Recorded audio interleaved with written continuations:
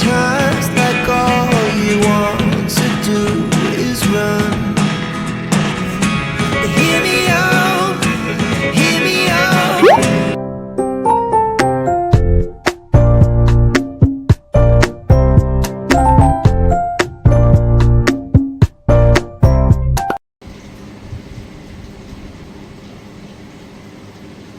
हे hi hello everyone, कैसे हो आप लोग। तो चलिए आज का वीडियो स्टार्ट करते हैं। और आज मैं आपके साथ शेयर कर रही हूँ अपना मॉर्निंग का रूटीन कि मैं डेली मॉर्निंग में क्या रोज़ाना काम करती हूँ। डेली जो काम मुझे करने होते हैं वो मैं सारे काम आपके साथ शेयर कर रही हूँ। तो सबसे पहले मैं क्लीनिंग के काम में यहाँ पर अपने जो है ना ड्राइंग रूम में मेरे पास ये दीवान बेड है, तो मैं इसको पहले सही करती हूँ। और अगर इसकी बेडशीट मुझे चेंज करनी होती है तो मैं चेंज कर देती हूँ। और आज मुझे इसकी चेंज करनी थी बेडशीट, क्योंकि इसको लगाया मुझे एक हफ़्ता हो गया था।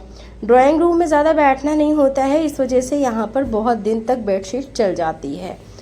और बच्चा भी मेरा जो है ना बैठता नहीं है, जिसकी वजह से गंदा नहीं होता है, क्योंकि हम ज़्यादातर बेडरूम में ही बैठते हैं। गर्मी तो इतनी ज़्यादा हो रही है जिसकी वजह से हम बस एक ही रूम में घुसे रहते हैं। तो इस तरीके से ना बस मैं बेडशीट को फटाफट से चेंज कर लेती हूँ, ज़्यादा टाइम ना लगे। और बस इसको अच्छे से यहाँ पर ऑर्गेनाइज़ कर दूँगी सारे कुशन, और बस ये हो गया मेरा यहाँ का काम। बहुत ज़्यादा मैं एफ़र्ट नहीं लगाती हूँ। डेली कुछ ऐसे काम ज़रूर पकड़ती हूँ एक दिन में, क्योंकि उस टाइम पर देखिए ज़रूरी होता है हमें कुछ ना कुछ क्लीनिंग करना। और इन सब कामों में अगर मैं टाइम लगाऊंगी तो फिर मैं वो सारे जो मैंने सोच रखा है पहले से कि इस दिन मुझे ये चीज़ की क्लीनिंग करनी है, फिर वो मैं नहीं कर पाऊंगी। तो मैं हमेशा आपको वो चीज़ तो दिखाती हूँ कि मैं पर डे कौन सी क्लीनिंग करती हूँ स्पेशली, लेकिन मैंने ये चीज़ नहीं आपके साथ शेयर किया कि मैं डेली क्या काम करती हूँ। डेली में मुझे ये चीज़ तो ज़रूर करनी होती है, हर बेड की बेडशीट सही करनी होती है, बेड को बनाना होता है, बेडशीट चेंज करनी होती है।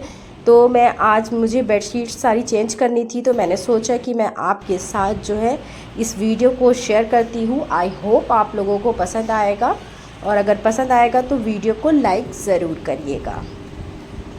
तो बस आज सारी बेडशीट जब मैंने चेंज करी है, तो आज मैं जो है लॉन्ड्री भी लगाने वाली हूँ। आज मशीन लगाऊंगी, और बहुत सारे कपड़े मैंने इकट्ठा कर लिए हैं अभी, तो मुझे कपड़े तो धोना ही है।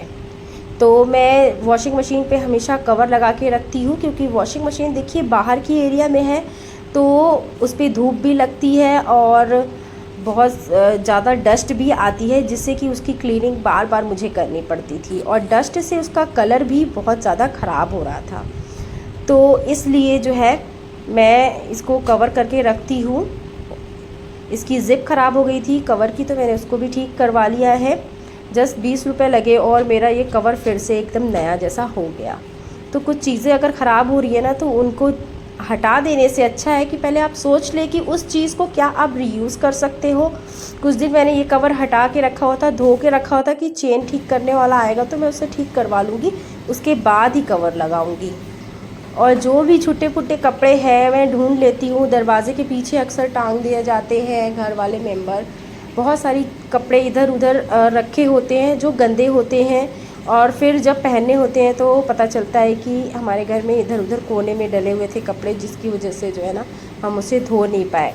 अक्सर मेरे हस्बैंड जो है ना डोर के पीछे ही जो है ना कपड़े उतारे हुए रख देते हैं, तो वहाँ पे मैं ज़रूर चेक कर लेती हूँ, और अगर मिलता है मुझे तो मैं उसे भी वॉश कर लेती हूँ। तो इस तरीके से सारे घर में जितने भी कपड़े थे मैंने सारे धोने के लिए वॉशिंग मशीन में लगा दिए हैं।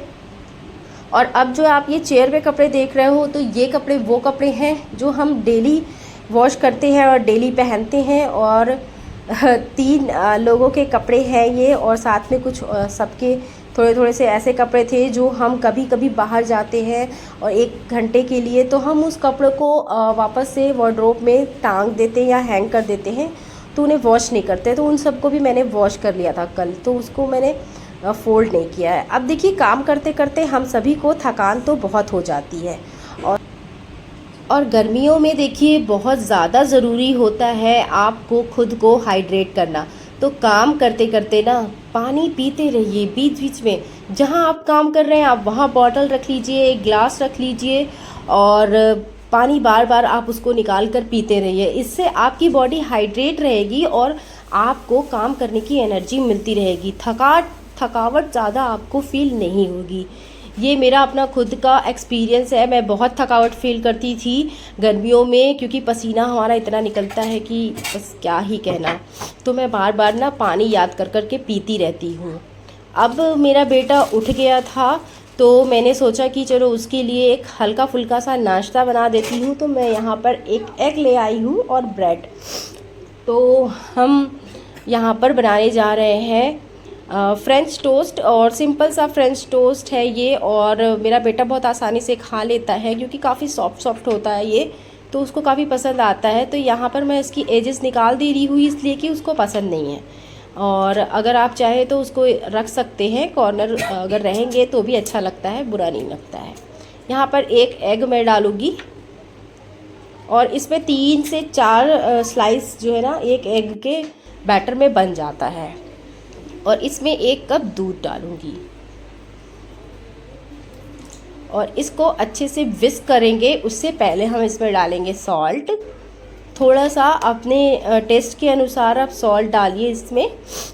और बस बहुत ज़्यादा नहीं डालना होता है, क्योंकि एग में बहुत ज़्यादा, अगर आप एग की किसी रेसिपी में सॉल्ट ज़्यादा डाल देते हैं तो बहुत ही गंदा सा टेस्ट आने लगता है, बहुत सॉल्टी हो जाता है।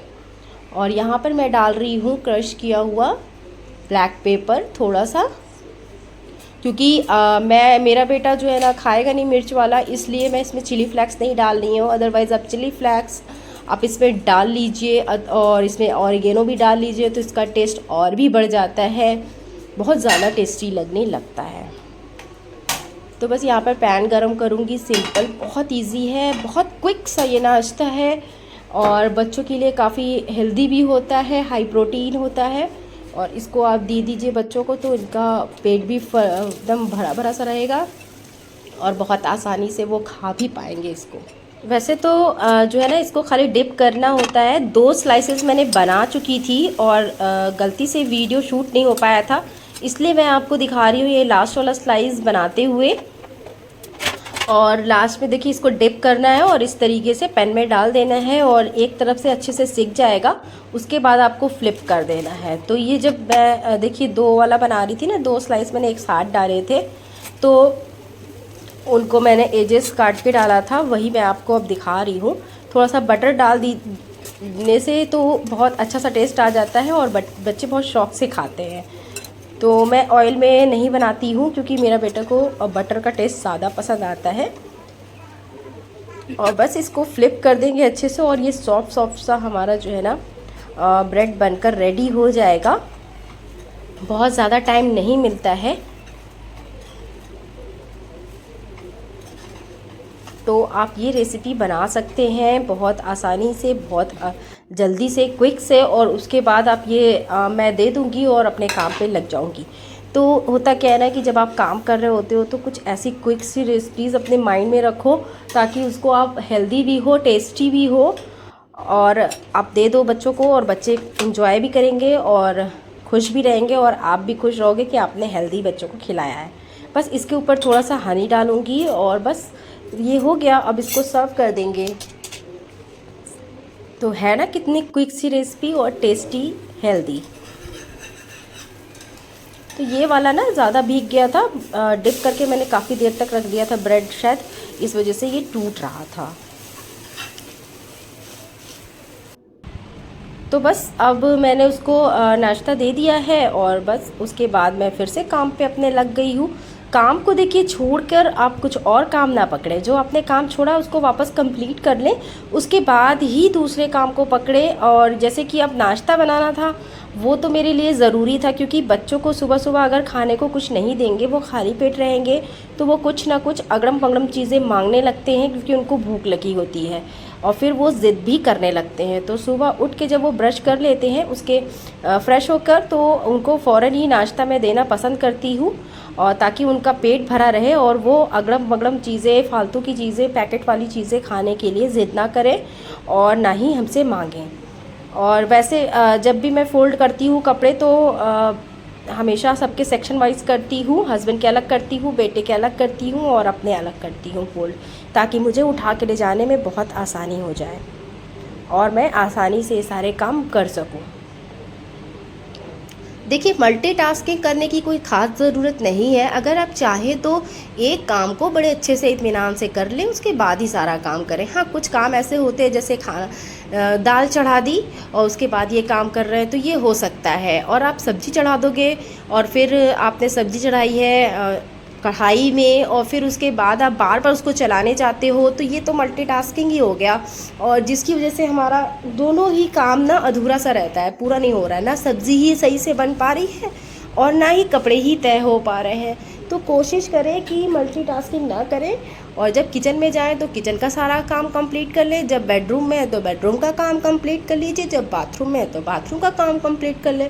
इस तरीके से एक एक डेढ़ घंटे अगर आप दोगे तो 3-4 जगह में 3-4 घंटे में आप सारे काम पूरा परफेक्टली कर पाओगे। अब जैसे मशीन लगा दी और उसके बाद मैं काम करी तो ये हो सकता है, क्योंकि मशीन तो मेरी फुल ऑटोमेटिक है, तो मुझे उसके साथ खड़े नहीं होना है, बस उसको लगा के छोड़ देना है और वो हो जाएगी, अपना काम कर लेगी। उसके बाद मुझे कपड़ों को फैला देना है। उसके बाद मैं फ़िल्टर को चेक कर लेती हूँ, कुछ ज़्यादा गंदा नहीं हुआ है तो छोड़ देती हूँ, ज़्यादा गंदा है तो साफ़ कर देती हूँ उसी वक्त पर और उसको कवर करके फ़ौरन रख देती हूँ, क्योंकि ये मशीन गंदी हो जाएगी तो फिर मेरा ही काम बढ़ता है। इसलिए कवर को बिल्कुल लॉक कर दीजिए। तो इस तरीके से ना काम करने से जैसे आपका माइंड भी डाइवर्ट नहीं होता है।